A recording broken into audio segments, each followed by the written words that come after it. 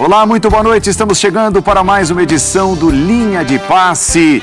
Terminando mais uma rodada do Campeonato Brasileiro, o campeonato que agora tem novo líder. O São Paulo assume a liderança, volta a ser líder do Campeonato Brasileiro. Depois de 3 anos, o Flamengo era o número 1, era o líder nas últimas 10 rodadas. Foi derrotado pelo Grêmio no último sábado, perdeu a primeira posição e agora ocupa o segundo lugar. Tivemos neste final de semana a reestreia de Luiz Felipe Scolari no comando técnico do Palmeiras. Não foi dos sonhos do torcedor palmeirense, um empate 0-0 com o América. Enfim, muita coisa aconteceu. O Botafogo, tivemos na estreia de Cuca pelo Santos um empate 0-0 e o Botafogo tem um novo comandante agora, Zé Ricardo. Bastante coisa pela frente, o Linha de Passe. O campeonato agora tem um líder isolado entre os artilheiros, né? O Pedro, jovem talento do Fluminense, é o artilheiro do campeonato. Brasileirão chegando, vamos falar também de Copa Sul-Americana, Libertadores, tudo que cerca o futebol, os clubes do futebol do Brasil. Comigo, com Arnaldo Ribeiro, com Jean Oddi, com Juca Kfouri, com Mauro César. Uma formação que há tempos o Fã de Esportes não via aqui. Reunida no Linha de Passe. Eu imaginava que você fosse começar por aí dizendo ao Fã do Esporte que você estava com saudade do Fã do Esporte. Mas que você estava com saudade da gente. Principalmente de porque você. Eu tenho certeza, porque eu passei muito tempo sem te ver, desde a Copa, antes da Copa. Você é um estudioso do futebol. Eu sou um estudioso. Bom, nem precisa começar por aí, porque se é uma coisa que eu detesto, é bem que eu avisei, eu sabia, eu falei. Não. Eu vou te fazer uma pergunta. Você é estudioso como é? Gol do Inter. Você sabe quando pela última vez este grupo de jornalistas esteve reunido num Linha de Passe? Exatamente este grupo esteve reunido numa edição desta atração dos canais ESPN? Deixa eu pensar, eu me lembro o seguinte, no Campeonato Brasileiro, naquela rodada que o Corinthians ganhou do Palmeiras, eu estava em férias fora e eu soube que o Jean Oddi também não estava presente. Você soube? Acho que na semana anterior estávamos todos, antes de eu sair de férias. Eu acho, eu não tenho certeza, eu tenho essa sensação. Não, mas houve? Houve. Depois das suas férias, você... Antes de embarcar a Rússia, você participou. Sim. De módicas edições do programa, né? De 2. Tá. Então, numa delas, o grupo esteve reunido, completamente reunido. Tá, no dia 4 de junho... Tá, então pela última vez... Foi nas vésperas de eu viajar, que eu viajei dia 6. Estivemos reunidos. Que beleza. E tem mais. 6 de junho, julho, agosto, 2 meses. Mais de 2 meses. Essa foi a única reunião deste grupo, a única reunião, desde o dia 30 de abril. Então, quer dizer, vocês vêm aqui, negócio é poupar, não sei, o Arnaldo poupa todo mundo, o grupo não se reúne e ele vem aqui criticar os técnicos que poupam e tudo mais. Mas é que você sabe que houve momentos de mata-mata aqui na ESPN, entendeu? Então é por causa disso, é que foi mais uma medida de cautela, menos do que de imprudência, propriamente dito, alguém se machucar, foi cautela mesmo, porque não houvesse mortes e tudo. Foi uma coisa salutar. Feita pelo Arnaldo na escala. Pode crer. Bem-vindo, Ju. Muito obrigado. Eu só lamento, eu gosto muito de ter você aqui, até porque o William me persegue, não me deixa falar, mas eu só estou lamentando a ausência do William aqui hoje, porque se o William estivesse aqui hoje abrindo o programa, Paulo, ele obrigatoriamente abriria me dando os parabéns. Mas eu espero que na mesa, os outros... Você não tem obrigação nenhuma, porque você não estava acompanhando para e passo o Linha de Passe. Mas os outros 3 têm essa obrigação e eu vou esperar que eles façam um reconhecimento público, entendeu? Em relação às minhas previsões... Previsão não. Os meus estudos, as minhas observações que redundam na atual situação do Campeonato Brasileiro. Arnaldo Ribeiro, parabenize o São Paulo, novo líder do campeonato, e o Juca Kfouri, aí tabela. Você escolheu a pessoa Bem-vindo. O Mauro e o Jean eram mais capazes disso por uma questão de superstição. Mas, e outra, o Arnaldo não estava presente quando você fez a sua... Não estava assim, não. Pediu semana passada. Que isso? Pelo amor de Deus, não fale isso. Não estava, acho. Não, estou sendo... A sua previsão... que é bom que se diga, a sua previsão não era que o São Paulo seria líder neste momento, a sua previsão era que o São Paulo seria líder ao final do turno e mais, digo mais, você previa inclusive 4 pontos de vantagem. Quantos pontos para o São Paulo? Já? Por volta de 4 pontos você esperava ao final do turno. Quantos pontos já está na frente? Então aguardemos. Faltando 2 rodadas. Aguardemos. Tudo bem. Obrigado, hein? Tá vendo?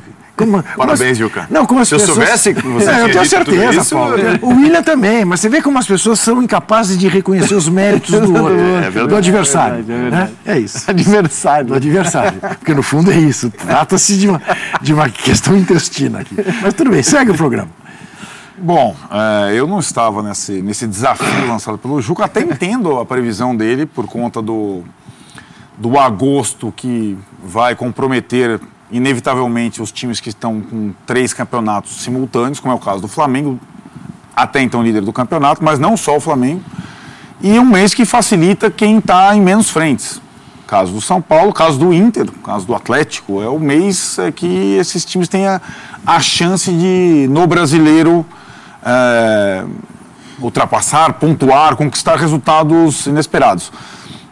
E acho que a liderança do São Paulo ela é muito mais simbólica do que propriamente uma liderança absoluta, uma liderança com autoridade.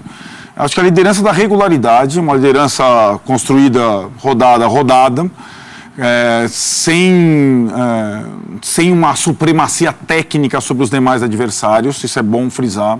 E acho que é bom a gente lembrar que os últimos campeões brasileiros, sobretudo o último campeão brasileiro, o Corinthians, tinha algumas características também que não eram exatamente o primor técnico, era um outro tipo de time. E o São Paulo segue mais ou menos essa receita, até com um tipo de jogo que não está muito acostumado a empregar, com uma identidade um tanto quanto diferente, que foi comprovada diante do Vasco. Foi uma vitória muito mais da luta, da insistência, da bola aérea, da força, da sintonia com o torcedor, do que uma imposição técnica. E o São Paulo do Aguirre é um time assim. Não é um time brilhante, não é um time que gosta da bola, não é um time impositivo, mas é um time muito duro de ser batido. É um time valente. Talvez seja uma boa definição. E nesse aspecto, na valentia, o São Paulo conseguiu mais um resultado importante, simbólico, porque o São Paulo não era líder há muito tempo no campeonato e tinha mais uma vez a oportunidade de comprovar diante da sua torcida que pode voltar a ser grande. São Paulo está num ano que precisa dar uma resposta ao torcedor. Não é que o São Paulo perdeu grandeza nesses últimos tempos, mas o São Paulo, sobretudo diante do crescimento dos rivais da cidade, se apequenou. E o São Paulo necessita dar uma resposta ao seu torcedor. E, na base da luta, tem demonstrado alguma possibilidade disso acontecer nesse Campeonato Brasileiro. E acho que, aí em sintonia com o Juca, nos poucos momentos em que tivemos juntos nas últimas semanas, acho que a única possibilidade do São Paulo continuar com esse sonho é se dedicar exclusivamente ao Campeonato Brasileiro.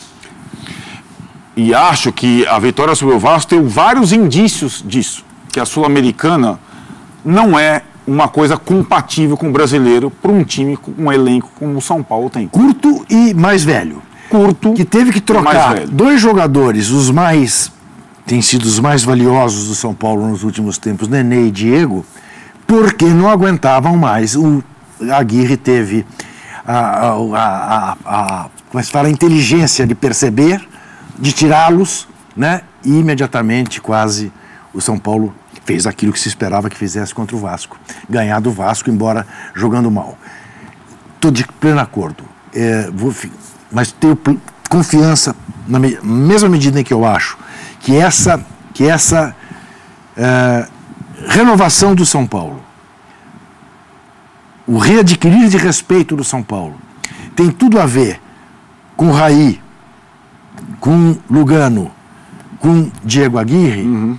Eu imagino que a essa altura eles estejam absolutamente convencidos que o São Paulo não tem nada que ir lá para a Argentina tentar eliminar. Não é entregar jogo, porque isso não vai piano.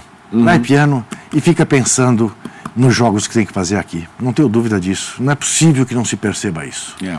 Claro, alguém dirá, não, mas tinha 35 mil pessoas. Sim, tinha 35. Ontem tinha quase 60. A diferença é essa. Não ganhar a Sul-Americana não traumatizará em nada a torcida do São Paulo. Não continuar bem, brigando em cima no Brasileirão, sim, traumatizará, eu acho. E você veja, a primeira enquete que nós vamos lançar mostra bem isso, né? Que a Sul-Americana, em termos de prioridade, ainda mais para um time, na situação em que está o São Paulo, ocupando a primeira posição nesse momento do Campeonato Brasileiro, ela fica lá embaixo. A primeira enquete do programa nem conta a Sul-Americana. Qual campeonato é mais importante para você? Brasileirão, Copa do Brasil ou Libertadores? Brasileirão, Copa do Brasil ou Libertadores? É a primeira enquete, você visita lá o Linha ESPN e responde no Twitter a essa primeira enquete. Não vale para o São Paulo, porque o São Paulo não está... Só está nessas possibilidades no Brasileiro. No Brasileiro, né? Bom, vale mas aí você está falando qual é o mais importante? Disputar neste momento, porque assim como está, o São Paulino vai responder que é Libertadores, porque ninguém gosta tanto de Libertadores como o São Paulino. Você acha que o São Paulino, neste momento, vai responder Libertadores? Não, eu acho que o jogo está falando em tese, qual de importância, mais gosta, sim. Eu acho que a pergunta é a seguinte, a que campeonato você acha que o seu time deve dar mais ênfase agora? Eu falei, Jean, que a sua enquete ia ser... Não é isso, enquete, não vejo. As enquetes são todas de Eduardo Tironi, tá certo? Vamos deixar bem claro. E a gente salva muitas delas. Mas a única questão, Juca, a gente até de fato discutiu a enquete, que é perguntar qual campeonato deve ser priorizado é uma pergunta muito genérica, porque evidentemente... Não só porque os times disputam campeonatos diferentes, como é o caso do São Paulo em relação, por exemplo, aos times que estão na Libertadores, que disputam também a Copa do Brasil, mas também porque a priorização, evidentemente, depende de uma série de fatores, né, que são referentes àquele time exclusivamente. Circunstanciais. Que conta a classificação no Campeonato Brasileiro, que conta a qualidade do elenco para priorizar competições ou não, né? Isso é verdade. A necessidade de mudar ou não mudar. Então, acho que, por isso, perguntar qual campeonato deve ser priorizado é uma pergunta que cada torcedor responde de um jeito. Mas só para entrar no tema já, eu estou plenamente de acordo. Assim, se tem alguém que não tem que pensar, se tem alguém que não tem que discutir muito, se tem alguém que não tem que ter a menor dúvida pela circunstância toda, e por circunstância entenda-se, a colocação no Campeonato Brasileiro, talvez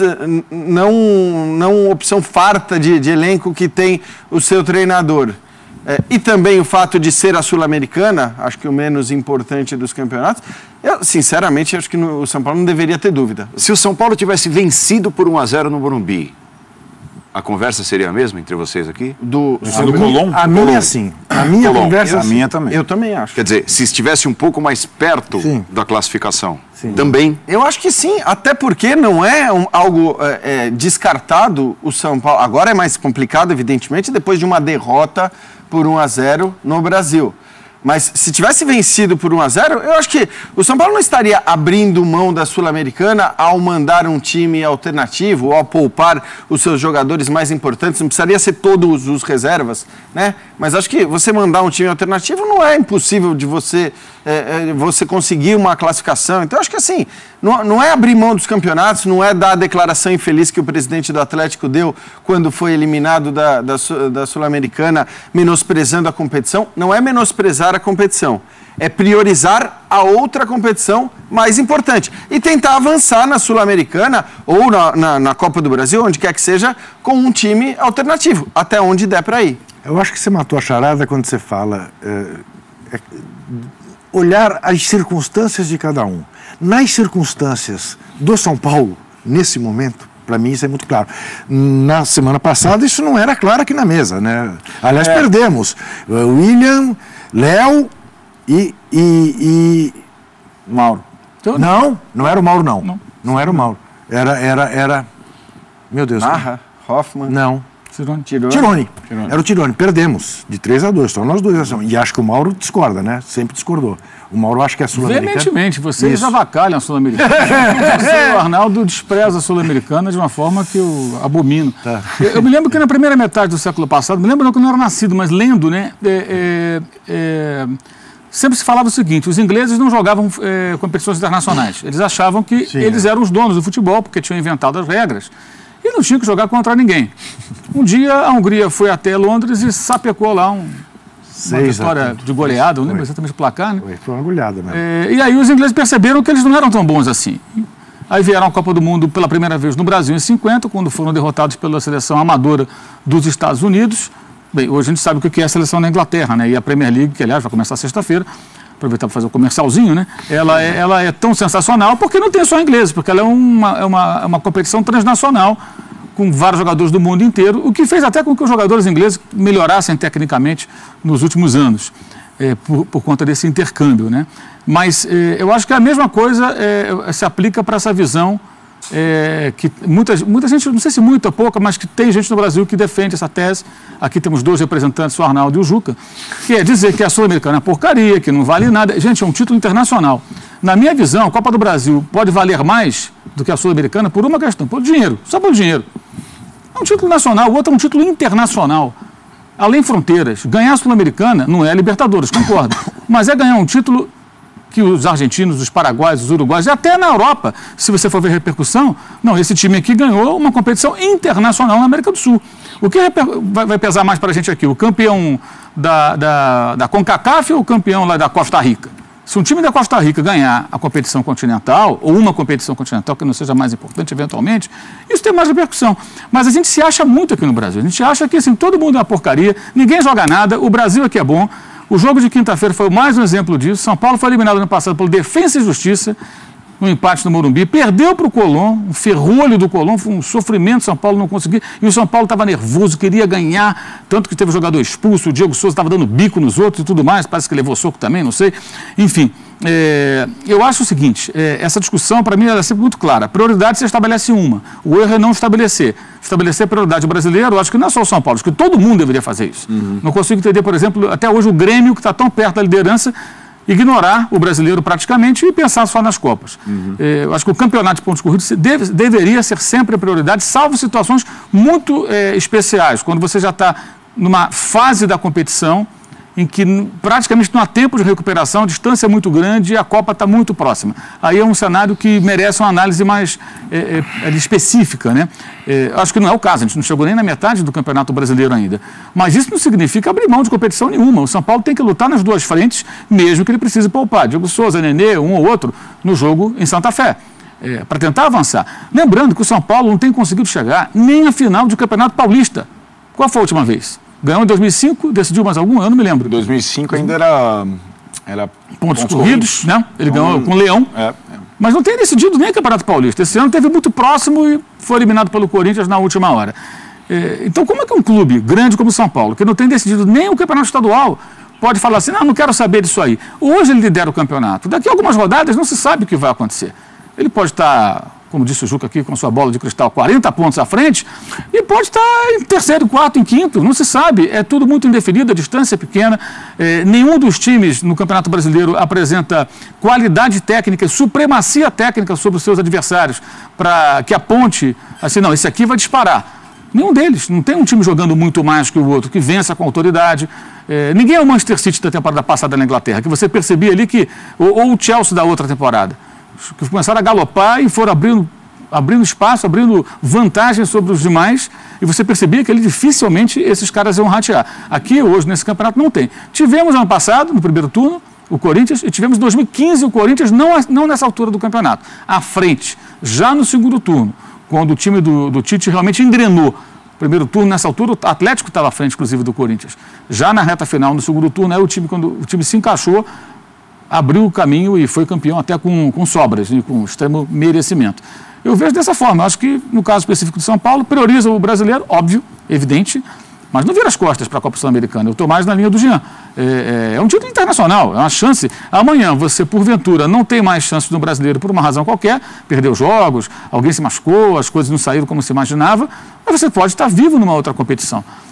E os elencos têm que ter condições de disputar 2 competições. Para que tem tanto jogador? Para que tem divisão de base, um monte de moleque? O Renato ganhou o jogo no sábado, Grêmio e Flamengo, botou um volante de zagueiro durante o jogo por conta da lesão do Bressan, o Jailson foi recuado, tinha 2 meninos da base, o Marinho estava chegando da China ainda com palitinho, tudo lá comendo, todo enrolado, não sabia nem muito bem, na quarta-feira, fez gol e tudo, quer dizer, e o Renato ganhou o jogo. Quer dizer, elenco é para usar, é para colocar em campo. Agora, se porventura o time que disputar a competição que não é prioritária for mais fraco e perder, paciência do jogo. Isso pode acontecer. Mas isso não significa desprezar a competição. E eu acho que o São Paulo não está desprezando, não, muito pelo contrário. Eu acho que o comportamento da torcida e do time e do próprio treinador, na quinta-feira passada, deixaram claro o desejo. E o Aguirre é uruguaio, tem isso. O Aguirre, eu acho, dificilmente ele vai, pode ser, a não ser que venha uma ordem de cima. Acho muito difícil um técnico uruguaio olhar para uma Copa Sul-Americana ou para uma Libertadores, é óbvio, né? Uma competição internacional, no caso a Copa Sul-Americana, e falar assim, não, isso aqui não me interessa. É muito difícil, porque eles valorizam. Só aqui no Brasil que existe essa discussão, porque aqui no Brasil nós nos achamos. E por essas e outras que vivemos perdendo, nós, times brasileiros, falando aqui do geral, para adversários muitas vezes inferiores financeiramente, tecnicamente, times até modestos, que vêm aqui e surpreendem. Semana passada foi mais um exemplo desse. Ô Mauro, deixa eu só discordar de você, claro que eu discordo de você, mas discordar de você num ponto em relação à minha visão da importância da Copa Sul-Americana e depois te fazer uma pergunta. A minha discordância é a seguinte, eu não acho que a Copa Sul-Americana deve ser tratada de maneira secundária hoje pelo São Paulo, o que eu não acho que o Fluminense, por exemplo, deva fazer, tá? E os demais que não tem chance de ganhar o Brasileirão. Mas tem que priorizar o brasileiro, o Fluminense. Para não cair. Ele cai. Para não cair, isso, para não cair. Mas para o Fluminense ganhar uma Sul-Americana será maravilhoso, mas... E nem acho que seja porque os times brasileiros sejam superiores, porque eu não acho. Em nenhuma competição mais, não acho há muito tempo. Há muito tempo e a prova disso está aí. Nas últimas 4 Libertadores, o Brasil não chegou à final em 3, né? Então não acho. Minha pergunta é a seguinte, o que você flamenguista fosse você preferiria ser campeão da Copa do Brasil ganhando a final do Vasco ou da Sul-Americana ganhando a final do Colón? Mas o Vasco não está na Copa do Brasil. Eu sei, mas digamos que o Flamengo já ganhou a Copa do Brasil do Vasco. Eu sei. Mas aí você está buscando um cenário assim. Você está colocando um time pequeno estrangeiro para contrabalançar mas a Copa do Brasil, como um rival nacional. Mas a Copa do Brasil é assim hoje. A Copa do Brasil, como tem os times brasileiros que jogam a Libertadores... Mas você escolhe, Lucas. Isso é um cenário muita imaginação. Não, mas então esqueça o Vasco. Por exemplo, ano passado, seja o Corinthians. O Flamengo teve uma grande chance de ganhar do Independente, mais vezes campeão da Libertadores, e perdeu a oportunidade. Mas era o Independente. Uma final sensacional. 2 jogos disputadíssimos. Na argumentação do Arnaldo, e eu faço coro, tem esse aspecto também. Essa Sul-Americana não tem cachorro grande. Não, mas já disse aqui, o Grêmio na temporada passada derrotou na Libertadores equipes que para essa Libertadores 2018 sequer se classificaram. Sim. Nenhum dos adversários do Grêmio se classificou. E daí o Grêmio ganhou a Libertadores. A gente não pode medir a importância olhando para a camisa.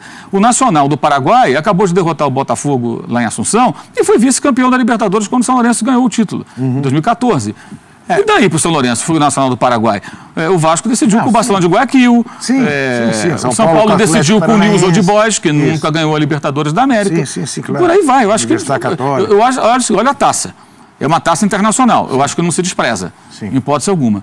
Se você olhar, por exemplo, o Flamengo tem um título da Libertadores, ganhou uma Copa Mercosul em 99, perdeu uma para o São Lourenço.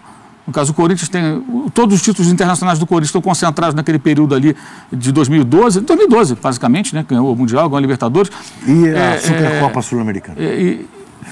Que tem valor, sabe por quê? Não, sim. Só por uma razão, mas tudo São Paulo. Então, mas tudo concentrado ali, a Recopa. Concentrados naquele pedaço ali, naquele pedaço, 12 e 13. Eu acho que esses times, grandes que são, eles têm que ter mais expressão internacional, ter mais taças internacionais. O Inter teve um dado momento... até o Tite foi campeão da Sul-Americana, lá pelo Internacional, que o Inter dizia, campeão de tudo, que ele estava ganhando todas as taças possíveis no continente. Eu acho que isso eu acho que isso é até suruga, o que for. Eu acho que isso é importante, eu acho que tem relevância e no mundo atual mais ainda, né?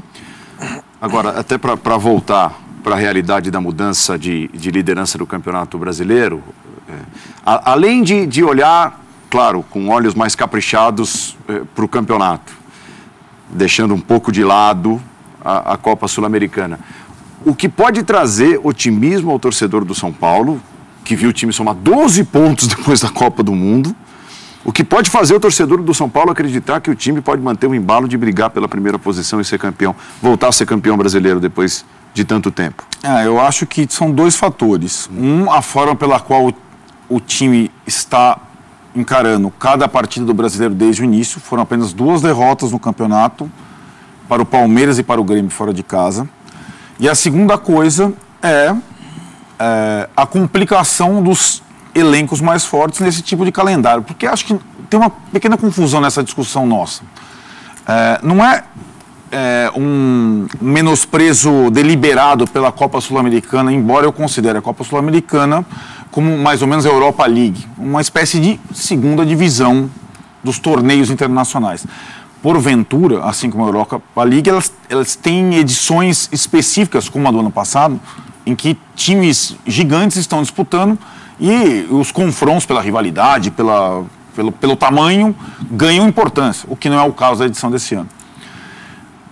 A confusão existe porque nesse tipo de calendário que a gente está experimentando desde o ano passado, que é um calendário novo e que os times não estão adaptados totalmente ainda, e pelo futebol praticado atualmente em todo o mundo, é muito difícil, é praticamente impossível, e a gente tem visto isso, você jogar 2 partidas por semana com a mesma volúpia, com a mesma intensidade, que é a palavra da moda. O Flamengo que o diga. O Flamengo que o diga, e o São Paulo que o diga. O São Paulo jogou na quinta e ontem ganhou num abafa, não ganhou fisicamente. O São Paulo estava morto no segundo tempo. Então essa situação faz com que você tenha que priorizar. Chega um momento que você tem que priorizar.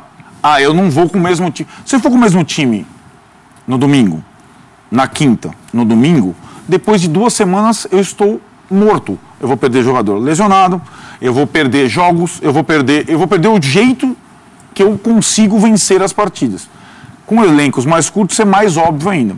Eu acho que o São Paulo entrou numa situação que se avizinhava desde antes da parada da Copa, em que o principal adversário, eu venho falando isso há algum tempo, não é exatamente o Flamengo, o Palmeiras, o Cruzeiro, o Grêmio, que são os melhores elencos. É o Internacional, que acaba de vencer o Atlético. O São Paulo e o Internacional disputam o Campeonato Brasileiro e não ganham a tempo. O Inter não ganha desde 79. E o Inter colecionou 1000 taças internacionais. Agora o Inter quer ganhar o Brasileiro. Para o Inter é mais importante ganhar o Brasileiro. O São Paulo, o principal rival do São Paulo há algum tempo, desde antes da parada da Copa, é o Internacional. Se o São Paulo estiver vendo a coisa de um aspecto mais amplo. Porque o Internacional tem desde algum tempo só o brasileiro como frente. E acaba de encostar na liderança. Então quem vai ser o líder do turno? Eu acho que o Inter tem chance. O Inter vai jogar contra o Fluminense no Rio de Janeiro. O Fluminense envolvido, esse sim, em dupla competição. E também não aguentou jogar o segundo tempo contra o Bahia. E joga depois contra o Lanterna na sua casa, o Paraná. O Internacional está dentro. O Internacional está na disputa. O Internacional tem um elenco mais farto que o do São Paulo. O Internacional tem mais opções no banco. Então, o adversário do São Paulo não é... Presta atenção, torcedor do São Paulo. Não é exatamente o Flamengo, não é exatamente o Palmeiras, não é exatamente o Cruzeiro, não é exatamente o Grêmio, não é exatamente o Corinthians que vão se engalfinhar nesse mês de agosto insano. É o Internacional, o adversário do São Paulo na disputa do título ou na disputa por uma vaga da Libertadores, é o Internacional. E passou a ser mais ainda depois que meio que tirou o Atlético dessa briga mais intensa nesse momento. Vou aproveitar até para chamar a enquete, incluindo o Internacional. Quem termina o primeiro turno como líder do Campeonato Brasileiro? O Internacional acabou de vencer o Galo no Horto, 1-0, gol do Edenilson. Uma Um lindo passe de peito do Patrick. E o Edenilson concluiu, tocando na saída do goleiro Vitor, enfim. 1-0 para o Internacional contra o Galo. Quem termina o primeiro turno como líder do Brasileirão, aí as 4 possibilidades: Flamengo, Grêmio, Inter e São Paulo. Você vai lá no Linha ESPN e vota nessa enquete também. Continua participando no Linha 17, que é a nossa hashtag de hoje. E o Internacional, para completar, recebe o São Paulo no segundo turno em sua casa e empatou com o São Paulo no Morumbi. Esse é o campeonato dos dois, desde o começo. Jogo a jogo, rodada a rodada, pegada a pegada. E tem, acho que, uma vantagem em relação... Mas assim, é só para deixar claro, porque, de repente, quem pega de repente, liga a televisão, muda de canal, o Arnaldo está descartando o Flamengo, o Grêmio. Não. Então, só para deixar claro. Para deixar claro, o São Paulo e o Internacional estão disputando mais ou menos a mesma coisa, até que o São Paulo seja eliminado, sabe-se lá, da Sul-Americana. Estão na mesma raia, desde o início da temporada. Eles não jogam a Libertadores. E nesse calendário, quem não joga a Libertadores tem um tipo de ano que é mais intenso no primeiro semestre e é menos intenso no segundo semestre. Quem joga a Libertadores tem outro tipo de ano, que é mais intenso no segundo semestre. E agosto a gente sabia, todos esses que eu citei, inclusive o Flamengo, que é vice-líder do campeonato, tem 9 partidas em agosto. É surreal.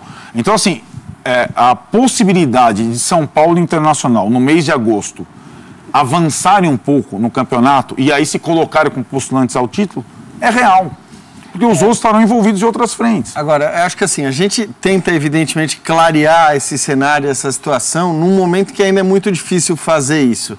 É indiscutível que São Paulo Internacional tem uma vantagem bem considerável em relação aos outros postulantes ao título brasileiro, que é justamente o fato de terem uma competição apenas, isso se o São Paulo quiser abrir mão da Sul-Americana, mas poderem priorizar uma competição no caso... Se for eliminado, ele perdeu em casa o primeiro jogo, né? Mas assim, é uma vantagem de São Paulo Internacional, isso não se discute, né? Eles não têm outras vantagens, como a qualidade do elenco, a quantidade de jogadores à disposição. Eu só acho mas eles têm... o elenco do Inter um tanto quanto desprezado no aspecto geral, em quantidade e qualidade. Acho que o time do Inter, que a gente viu escalado hoje, mesmo com alguns desfalques importantes, era um time bom. E, evidentemente, o Inter está na briga pelo título brasileiro também. Essa é uma vantagem dos dois, não tem dúvidas. Agora, a gente querer clarear o cenário, até do ponto de vista de favoritismo, nesse momento, é muito cedo. Eu acho que daqui a 3 semanas, a gente vai ter uma ideia muito mais clara sobre Campeonato Brasileiro. Vai acabar agosto. Por que 3 semanas? O Arnaldo projeta agosto, o Jean quer esperar agosto. Não, mas ele tem razão. Quem vai estar fora da Copa do Brasil, quem vai estar fora da Libertadores. E a gente já tem confrontos diretos, por exemplo, entre Flamengo e Cruzeiro e Flamengo e Grêmio. Um na Libertadores e outro na Copa do Brasil. Alguém vai ficar fora. Então, daqui a 3 semanas, a gente vai ter times importantes e bem importantes e postulantes ao título eliminados de uma competição e da outra. Para o São Paulo e para o Inter, o ideal é que o Cruzeiro esteja fora. Então. Que Flamengo e Grêmio continuem.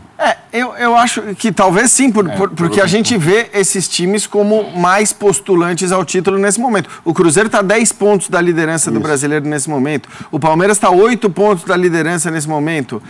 O Grêmio, para mim, digo e repito, é o time mais confiável do Brasil. É o time titular que você sabe que vai render, né? Pode eventualmente dar uma tropeçada, mas é o time que tem mais qualidade, é o time que tem mais regularidade, é o time que tem mais solidez. Agora, tem um comando é um Grêmio forte. Mas é um comando que opta por abrir mão do Campeonato Brasileiro. Forte desde ou o não. ano passado. Então, assim, é uma opção. Só que esse cenário pode até mudar de acordo com o que acontecer na Copa do Brasil e na Libertadores. Se porventura não é o cenário mais provável, embora na Copa do Brasil a missão já seja complicada porque empatou em casa, vai ter que ganhar fora do Flamengo.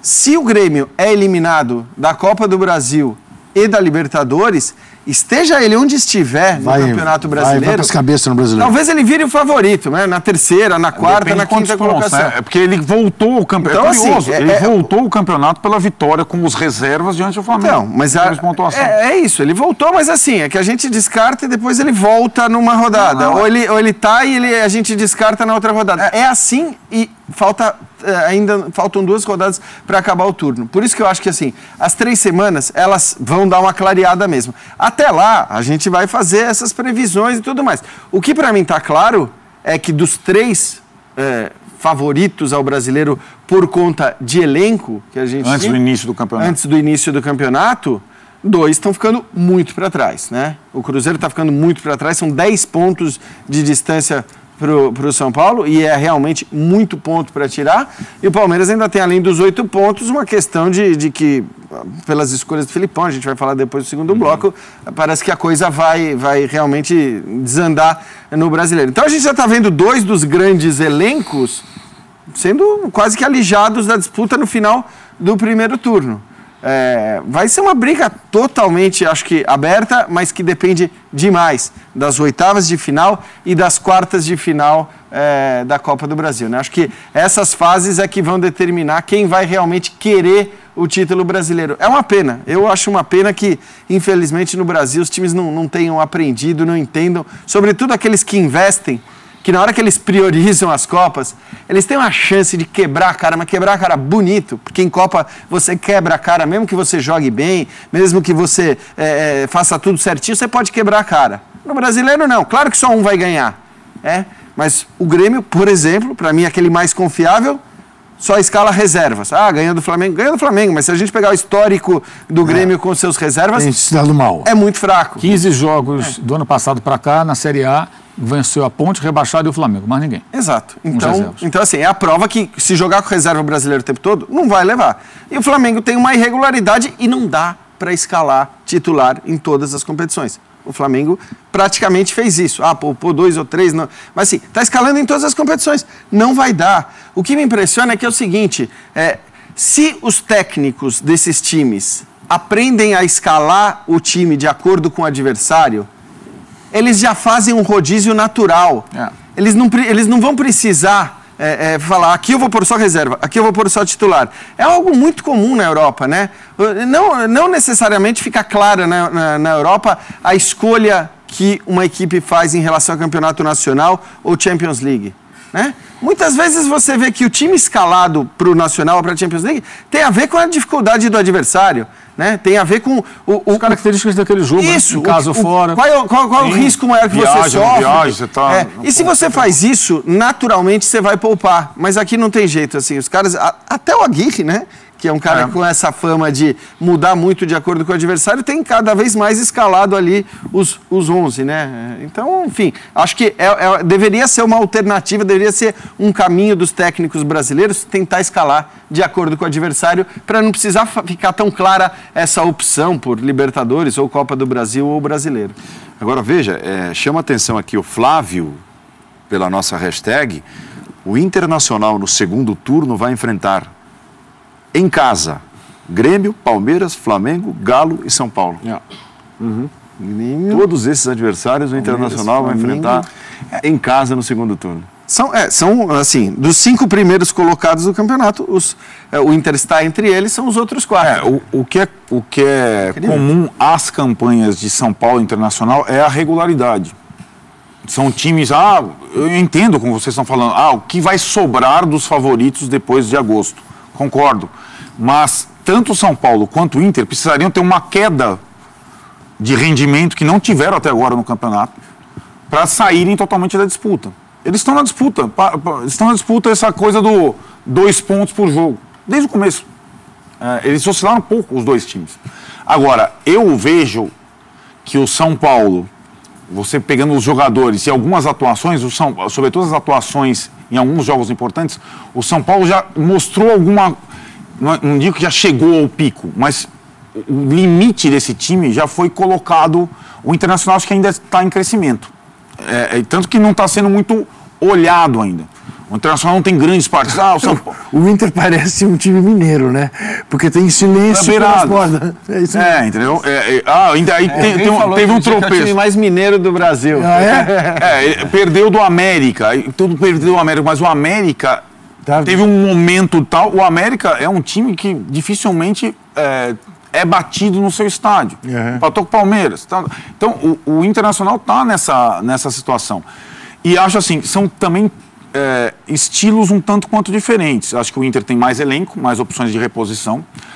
E o São Paulo, acho que na partida contra o Vasco, assim, assumiu de vez um estilo que é um estilo bruto de jogar, o que o Mauro vem destacando há algum tempo. Não faz questão da bola, vai jogar pelo alto sempre, vai jogar no aspecto físico sempre. E as alterações que levaram o São Paulo a vencer o Vasco, né, as entradas de Trellis e Carneiro para saídas de Nenê e Diego Souza, elas exemplificam isso. O São Paulo é o time que quer chegar no gol numa esticada só, quer chegar rapidamente ao gol adversário, depende muito da bola parada do Nenê, depende muito dos laterais cobrados na área, lembrando que o Atlético já fez isso na época do Cuca, o Palmeiras já fez isso na época do Cuca, o São Paulo do Aguirre bate lateral na área dos dois lados, o São Paulo é um time físico. Agora, assim, eu também não consigo cobrar no atual momento do São Paulo e no atual momento do Inter, sobretudo do São Paulo, um primor. Acho que um time time grande que está na fila há tanto tempo tem que vencer nos seus limites e no limite da legalidade, digamos assim. Usar as armas que tem. Esse time do São Paulo do Aguirre é um time dessa forma. Ele não vai mudar o jeito de jogar até o final do Brasileiro. Vai tentar ganhar os pontos desta maneira e tem dificuldade quando enfrenta um time que joga mais atrás, como foi o caso do Colón, como vai ser o caso da Chapecoense, que vai enfrentar o São Paulo daqui a Não foi o Vasco. Não foi o Vasco. O São Paulo fez um gol com o Vasco em 1 minuto. Né? O Vasco está lá na frente, dando todo o campo que o Vasco quis ganhar o jogo. Quis ganhar o jogo. Mas saiu atrás com 1 minuto, né? Sim, São Paulo, e ainda assim o Vasco quis ganhar o jogo. O Vasco empatou o jogo e saiu para o jogo. E o segundo gol acontece num cenário que só acontece porque o Vasco estava no campo de ataque. Então, o Vasco deu espaço, deixou um contra-ataque de onde surgiu o cruzamento e o gol. Eu acho que o mais importante nesse momento é o desenvolvimento dos times. Eu tenho dúvida se com o que o São Paulo joga hoje, se isso é o bastante para ser campeão. Eu também tenho. É a mesma coisa internacional. E vale para o Flamengo também, claro. Cada um à sua maneira, ao seu estilo. Por isso que eu citei há pouco o Corinthians 2015, eu acho que é um bom paralelo, que é o time que vai se desenvolvendo durante o campeonato. Se ele conseguir se aprimorar e chegar no segundo turno, em dado momento, pronto, no seu ápice na temporada, ele atropela e pode ganhar um campeonato. Quem vai conseguir fazer esses ajustes? Quem vai conseguir, no caso do São Paulo, melhorar o repertório, aumentar o repertório? Porque a falta de repertório ficou muito clara na quinta-feira contra o Colón. O Colón tomou nenhum gol na Sul-Americana, é um time que se defende muito bem. Aliás, tinha vencido o Racing antes da Copa do Mundo e impediu a classificação do Racing para a próxima Libertadores, ganhando em Avejaneda. Então é um time chato, que já sabia que ia se comportar assim, o São Paulo sabia como viria o seu adversário e teve dificuldades. Por quê? Porque é esse o maior problema. Então o repertório tem que mudar, porque outros times vão se apresentar assim. Ontem, achei até que o Vasco foi meio ingênuo, porque não soube trabalhar com a angústia do São Paulo pela vitória para ser o líder. Que seria o quê? Esperar o São Paulo e deixar o São Paulo com problema. O Vasco se sentiu confiante, achou que podia ganhar um jogo, teve até uma bola perigosa do Giovanni Augusto, passou à esquerda do Sidão, criou até ali uma situação ou outra, né? O Vasco finalizou e tal, de média distância, mas deu o campo que o São Paulo queria. Outros adversários, imagino, em alguns momentos, em casa ou fora, tanto faz, especialmente no Morumbi, deverão oferecer resistência. Então acho que aí é preciso o quê? Aprimorar o time, encontrar outras soluções. Não basta o técnico, montei essa equipe, joga assim, está funcionando, está em agosto, o campeonato vai acabar em dezembro. Ele tem que trabalhar mais, ele tem que encontrar mais soluções, ele tem que encontrar saídas e caminhos para os obstáculos que vão aparecer, que já apareceram na outra competição, no caso a Copa Sul-Americana. Eu acho que esse é o ponto. E claro, como já foi dito, a situação dos outros times, né? Um cenário é o Flamengo eliminado das duas competições eliminatórias. O Grêmio elimina na Copa do Brasil, o Cruzeiro elimina. O Flamengo fica só no Brasileiro. Aí não tem nem como, né? Vai ter que jogar tudo no Brasileiro. É pior para o São Paulo, claro, porque é um adversário importante que fica voltado só para o Campeonato Brasileiro. A mesma coisa se o Grêmio for eliminado da Copa do Brasil e tiver um problema lá com o Estudiantes, sai da Libertadores. Aí o Renato para de poupar e vai com tudo. Isso vale para os dois, especialmente. O Cruzeiro menos porque está a 10 pontos.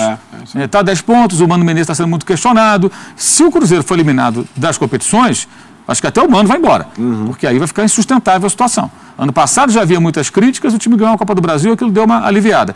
Agora voltaram as críticas, então é difícil falar do Cruzeiro. E o Palmeiras acho que assumiu, com o Scolari, ele assume que vai brigar por torneio eliminatório. Na estreia já pôs. Ontem era o jogo do Palmeiras ganhar. Não é o jogo do Palmeiras empatar. Com o elenco que tem o Palmeiras, não dá para ir pensar em 0-0 com a América em Minas. Todo respeito à América é para ganhar. Se vencesse, já com 29 pontos. Estava 1 do Grêmio. Está ali no bolo. Né? Mas não, eu estou de acordo com o Jean. Eu acho incrível como os clubes brasileiros desprezam o campeonato. Prato mãe. Assim, como eles tratam como se fosse uma competição secundária, menor. para ir tudo para a loucura do mata-mata, que é uma roleta, o improvável, o imponderável está ali envolvido o tempo todo, é algo realmente estranho. E falam tanto, né? Alguns, então, planejamento, não sei o quê, planejamento é pinóia, é ir para o mata-mata porque acham que é o caminho mais curto, e nem sempre é tão curto assim. Pode ser menor número de jogos, mas pode ser o caminho mais caro também. Agora, olhando para essa valorização, e eu concordo que os clubes brasileiros devem dar para o campeonato número 1, campeonato mãe, o campeonato brasileiro, é possível, é claro, passado o jogo do sábado e como foi o seu desenrolar, olhar para a estratégia adotada pelo técnico Barbieri do Flamengo e dizer, talvez ele tenha errado. Eu acho que ele errou. Escalando o time como escalou e é claro, desde que foi escalado o Flamengo fez o que tinha de fazer e esmagou o Grêmio para empatar no final pela Copa do Brasil. Mas o time estava morto. Por todas as coisas ditas pelo Jean e pelo Mauro, de como olhar para cada jogo num campeonato de pontos corridos, este era o jogo em que o Flamengo, sabendo que o Grêmio jogaria com as reservas, tinha que tomar a mesma atitude. Reserva com reserva.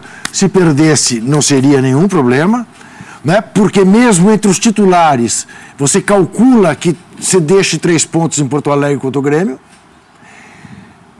Com os reservas, você tinha a possibilidade de se equiparar fisicamente, coisa que ficou evidente que o Flamengo não conseguiu no jogo em Porto Alegre, e livraria a cara daquilo que pode ser considerado, eu considero, um vexame em Porto Alegre. Porque perdeu de 2-0 e era para ter perdido demais. Porque o Grêmio perdeu o pênalti, o Grêmio teve uma outra chance claríssima de gol que não concluiu. Tá bem, no final do jogo o Flamengo jogou uma bola na trave. Tá bom, 4-1. Foi o placar moral desse jogo. Os titulares do Flamengo. Mas eu vou mais além até, talvez o erro na estratégia por não ter poupado na Copa do Brasil, então, ter colocado isso que eu ia falar, Paulo, é engraçado porque como a gente discute aqui... O Flamengo foi vice-campeão da Copa do Brasil no ano passado, venceu em 2013 recentemente, poucos esperavam. Mas eu ia chegar... Valorizar o campeonato mãe, o campeonato brasileiro, líder do campeonato. Para mim não tem dúvida que assim, se tem alguém que tinha que priorizar e jogar com o melhor time, não necessariamente titulares, mas o melhor time para cada jogo, indiscutivelmente, pelas circunstâncias, no brasileiro, é o Flamengo. Exato. Então, assim, mas vai jogar... quarta-feira joga com reserva. Claro, é a Copa do Brasil, né? Ter jogado na quarta, você não vai... O Flamengo tem o mesmo passe agora. A pergunta que o Paulo fez foi, o Flamengo errou o sábado.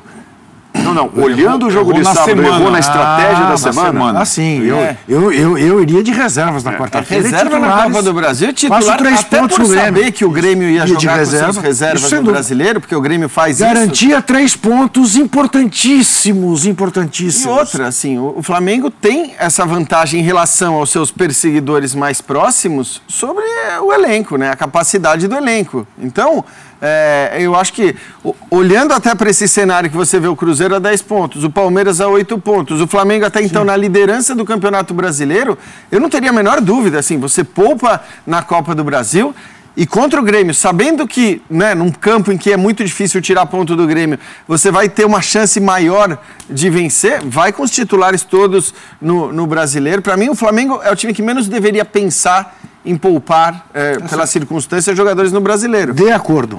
Mas eu acho que essa decisão não é só do técnico, eu acho que ela foi uma decisão do clube. Tem que ser, né, do clube. E acho até que tem que ser assim. Eu acho errado, na quarta-feira, inclusive, depois dos jogos da noite, até nós falávamos aqui, eu até disse, elogiei muito a atuação do Flamengo, foi a melhor atuação com o Barbieri, especialmente no segundo tempo, né? O Grêmio nem chutou a bola no gol, foi totalmente dominado. E disse, ainda assim, que eu achava que deveria usar força máxima no sábado e não na quarta-feira. Defesa honesta. Pode ser que esse jogo, pela atuação, cause um impacto positivo no time, pelo desempenho muito bom que teve na segunda etapa, especial. O primeiro tempo não foi ruim também, não. O Grêmio jogou melhor no primeiro tempo, foi mais perigoso, mas é normal isso lá dentro da arena do Grêmio. Mas o Flamengo não fez um mau primeiro tempo na quarta-feira, o segundo tempo ele foi dominante. O gol foi no final, mas a supremacia foi muito, muito clara. Então, eu acho, obviamente, que deveria ter jogado sábado com o time inteiro e quarta-feira com um time misto. Né? Aí você vai colocar alguns titulares, alguns reservas e tal. Alguns setores do time é complicado mexer. Eu acho que aí que estão os erros. Ele mudou a zaga, pôs dois zagueiros, um garoto e outro em idade de ser pai dele, que é o Juan. O Juan muito mal nesse ano. O Juan parece que o Campo do Cisne foi ano passado. Esse ano ele não consegue jogar bem, estava muito tempo parado. O Tuller cometeu uma falha grotesca no segundo gol. Estava machucado na quarta-feira, nem sei se tinha as condições adequadas, porque se ele nem no banco ficou na quarta, no sábado foi titular. Na sexta-feira havia dúvida se ele poderia jogar. Não acho que foi uma questão física apenas, talvez no segundo tempo, mas no primeiro tempo achei que o Flamengo foi indolente, prepotente, metido à besta, achando que ganharia dos reservas do Grêmio quando quisesse. Paquetá, meio pedante em alguns momentos, passando o pé em cima da bola, cercado por... Estava 2-0 no segundo tempo, ele estava cercado por 3, passando o pé sobre a bola. Quer dizer, há momentos e momentos. Eu até entendo que ele tem uns driblinhos ali que proporcionam a ele boas soluções para sair da marcação, para escapar do seu perseguidor. Mas há momentos e momentos. Tem horas que você tem que ter uma postura um pouco mais séria. E que uma jogada dessa soa até meio debochada. E está 2-0 para o Grêmio. Então acho que o time não entendeu, faltou uma liderança em campo e faltou uma postura mais séria. O time entrou como se fosse vencer naturalmente. Né? E o gol do primeiro, o gol que abre o placar do Jael de cabeça, além da falha, 2 jogadores cabeceiam, na verdade, tanto que o Marinho e o Jael batem cabeça, o Jael sangra, e ainda assim consegue fazer o gol. A jogada estava morta, era um lateral ali, aí o Gianluca pôs a mão na bola, um negócio bobo, um lance bobo. Acabou o primeiro tempo, está 0-0, não pode acontecer mais nada ali. E conseguiram tomar um gol. Antes tinha acontecido o pênalti, que foi até mal marcado, e que foi até bom não ter entrado. Você achou mal marcado? Achei mal marcado. Eu também achei mal marcado o pênalti e achei ainda melhor não ter entrado, senão algum dirigente do Flamengo, provavelmente o seu presidente, diria: o juiz nos atrapalhou, aquele pênalti não foi, ali saiu 1-0. Se é um braço colado no qual foi aquele braço colado? Se sai o gol, seria uma muletinha para dizer: aquele pênalti mudou os rumos do jogo, mas não foi o contrário. Quando o goleiro defende o pênalti, o time até em tese se anima. Que nada, continuou um time extremamente preguiçoso, assim, completamente diferente do que foi no segundo tempo na quarta-feira. Aí eu volto ao velho assunto. O Flamengo é um clube, o elenco do Flamengo não tem cobrança profissional. O Diogo Rossi, repórter da Rádio Grenal, gravou, a gente ouve muito mal, porque lá de fora, claro, do vestiário, a bronca do Renato na quarta-feira, no time titular. Essa bronca pegou os reservas, os juvenis, o sub-13, todo mundo no Grêmio, acho que levou essa bronca. E os caras entraram no sábado sabendo, o homem está furioso e a torcida também. Não gostou nada do que aconteceu na noite de quarta-feira, é claro. Tomar aquele gol no final e ver o seu time sendo dominado pelo adversário, como aconteceu. E o time reserva tem outro comportamento. E jogou de uma forma mais inteligente, nas circunstâncias. Eu estou com o time reserva, o Flamengo quer a bola, ele vai ter a bola, eu vou jogar no erro do Flamengo, e o Grêmio jogou assim. O Flamengo escolheu mal. Outra coisa importante, os jogadores todos do Flamengo, o Flamengo ficou em Porto Alegre direto, fizeram aqueles testezinhos lá para ver quem está bem, quem está mal, quem pode jogar e não pode jogar. Então, se o aspecto científico vale, eles tinham condições. O técnico escalou quem foi liberado. Mas mexeu mal, porque colocou 2 zagueiros que não vinham jogando, e aí acho que tiveram 2 falhas graves nos 2 gols. O time não mereceu nada além, jogou muito mal. E o mais impressionante, né? Aí uma coisa que eu apurei, que quando acabou o jogo, chegaram no vestiário, houve uma conversa normal, todo mundo foi para casa, o Flamengo ninguém chamou atenção. Aquele vídeo que tem circulado nas redes sociais do Deschamps chamando a atenção dos jogadores franceses após a vitória sobre a Austrália, acho que é bem marcante. Com categoria, com classe, ele dá uma bronca dos caras e fala: não podemos jogar assim. E eu me incluo, né? Eu me incluo. Mas não dá. Isso aqui não dá. Mostra os números e tudo, argumento, fala: não dá, isso aqui não dá, gente. Que isso? Foi campeão do mundo. Isso é uma rotina normal. O Flamengo, o que acontece? Acaba o jogo, vai todo mundo vestiário, toma seu banhozinho, passou o perfuminho, né, francês ali e tal. É francês? É francês. Aí vão para casa, bonitões, com aqueles penteados lindíssimos, né? Vão embora para casa. Aí pega o aviãozinho e volta para o Rio de Janeiro, está tudo tranquilo. Inclusive, uma pessoa que é muito ligada a vários jogadores do Flamengo me disse uma coisa importante hoje. Ele falou: os jogadores se sentem cobrados pela torcida. E quando a cobrança é pela torcida, hoje, não é o Mané que vai lá querer bater um jogador no aeroporto, não. É no dia a dia. É na rua, é na rede social, é o porteiro do prédio, é o vizinho, entendeu? O amigo, como é que é? Não sei o quê. As pessoas cobram. E hoje, o tempo todo você está esbarrando. Mesmo no mundo virtual, as pessoas estão te acessando. Você está recebendo mensagem, as pessoas estão falando com você. Então, eles se sentem mais cobrados pelos torcedores do que pelo clube. O clube não consegue, é impressionante, ninguém consegue chegar e falar: gente, o que aconteceu que vocês fizeram uma exibição excelente na quarta-feira e hoje foi isso aqui? Porque foram 4 mudanças apenas. E perder para o Grêmio nunca vai ser vergonha, para time nenhum. O Grêmio, lá dentro do seu estádio, é fortíssimo. Mas era o time reserva do Grêmio. E o Marcos Almeida, nosso pouco rubro-negro colega de redação, fez o levantamento. 15 jogos na Série A. Na Série A. Então, incluindo Copa do Brasil, não, que agora jogou com reserva contra o Goiás, mas é outra competição. Em 17 e 18, o Grêmio venceu 2. A Ponte, ano passado, que caiu, e o Flamengo, no sábado. Isso é uma vergonha. Isso é um vexame. Agora, o erro de estratégia é evidente. Era para jogar com um time misto na quarta-feira, tentar defender ali um empate, uma derrota por um gol, para ficar vivo na Copa do Brasil, não sair com uma goleada, claro, e com tudo no sábado, porque raramente o Grêmio ofereceria ao Flamengo essa chance. Olha, eu vou jogar em casa aqui, recebo vocês, e vou colocar meu time B. Tá afim? Pô. Vai estar vazio o estádio. Então, 14, 15 mil pessoas. Isso. Aproveita, né? É a chance de vocês ganharem da gente aqui. Não ganha desde 94, o Flamengo não ganha do Grêmio em Porto Alegre pelo Campeonato Brasileiro. Desde 94. O Flamengo é freguesaço do Grêmio quando joga no Sul. Mas a estratégia foi totalmente equivocada. Acho que aí não é do técnico, não. Acho que ele errou na escalação, acho que é do clube, do departamento, até porque me parece que o Barbieri não é um técnico com tamanho para tomar essas decisões sozinho, agora, Mauro, como o Renato pode fazer lá no Grêmio. Eu acho que a explicação, o que aconteceu, que na quarta-feira se jogaram o que jogaram e no sábado jogaram como jogaram, tem uma explicação física claríssima? Eu acho que não. Pelo primeiro tempo, não. Talvez no segundo tempo. No primeiro tempo, eu acho que não era uma questão física. Eu não acho que o Flamengo estava esgotado fisicamente quando entrou em campo. O Flamengo foi escalado de uma forma perigosa, com uma zaga sujeita a chuvas e trovoadas. O jogo da quarta-feira, Mauro, e com uma posse de bola estéril no meio campo. Sim, o Flamengo não arriscava um passe mais vertical. O Vitinho vindo embolar no meio. O Flamengo não abria o jogo.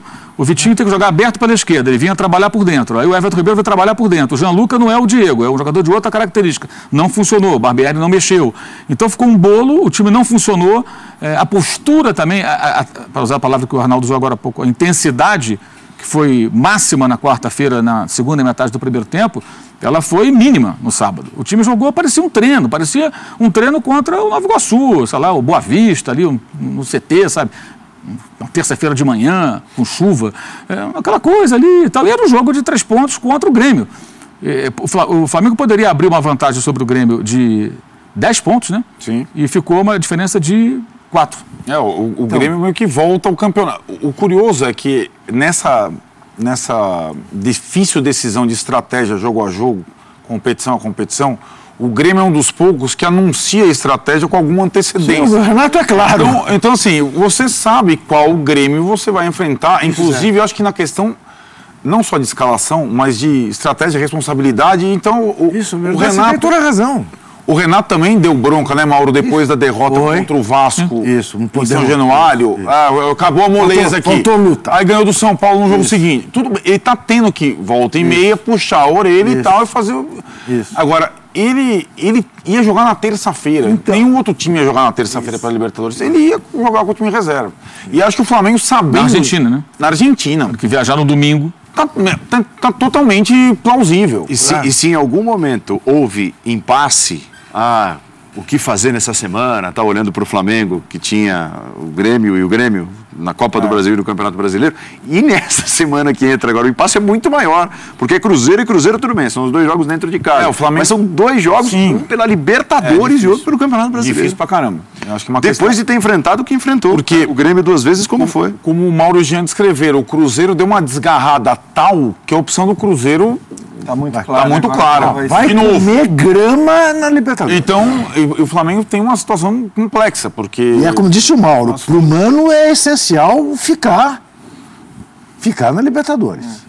Agora, o Juca falou da questão física do Flamengo. Eu acho, não é física apenas, mental também. Então, é isso que eu ia falar. Foi um desgaste. Pois é a coisa mais normal do mundo. Depois de uma grande exibição. É que depois de uma final, por exemplo, por mais que o jogo seguinte seja importante, a adrenalina baixa, o nível de concentração, de determinação, de intensidade é outro. É a coisa mais normal. A gente vê no futebol isso acontecer o tempo todo. Então, até por isso e pelo que foi o jogo de quarta-feira, né, com aquele final, daquela maneira, foi um jogo com todas as características e a intensidade de um jogo decisivo, né? É normal que caia um pouco, até por isso, é o que a gente dizia, não que o time devesse ser diferente no sábado. O time tinha que ter sido diferente na quarta-feira, na Copa do Brasil, para que os caras... Eu entendi mal a pergunta do Paulo, estou de pleno acordo.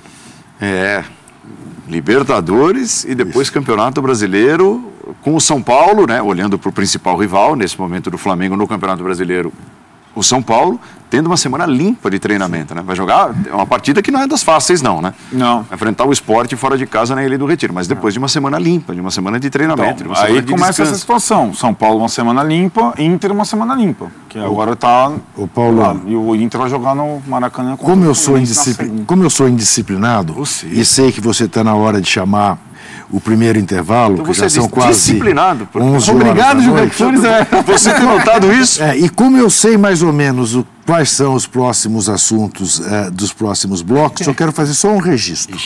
Só um.